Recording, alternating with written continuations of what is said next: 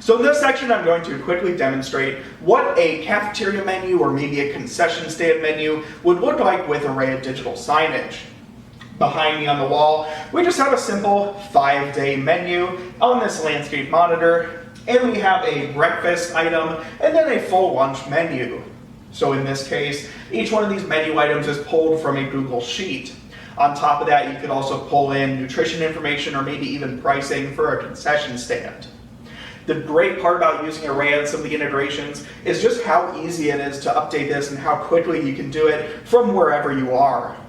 In this case, since it's pulled in from a Google Sheet, I could go onto a laptop or another internet-connected device, make a quick change, and then as easy as going in and hitting push live, I can update the actual content with my changes.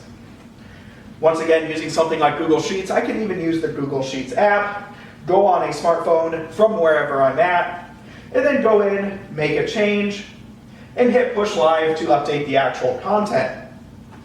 Now Arreya isn't limited to just Google Sheets. We also have other integrations like list feeds, so you can use an Excel sheet, or even RSS or XML feeds to pull in from a menu system.